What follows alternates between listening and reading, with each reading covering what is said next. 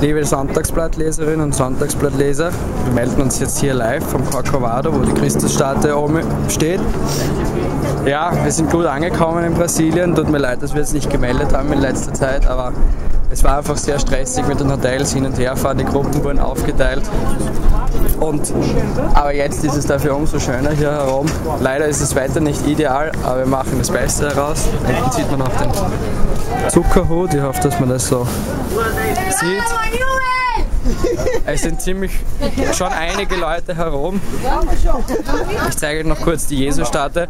Wir müssen dann bald wieder hinunterfahren, aber es ist einfach unbeschreiblich, die Aussicht und so, auch die Fahrt mit der Zahnradbahn herauf.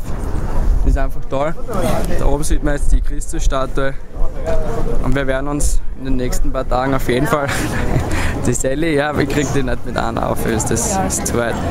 Wir werden uns wieder melden bei der nächsten Sehenswürdigkeit, vielleicht am Zuckerhut heute am Nachmittag. Dazwischen aber noch ein herzliches Vergelt's Gott.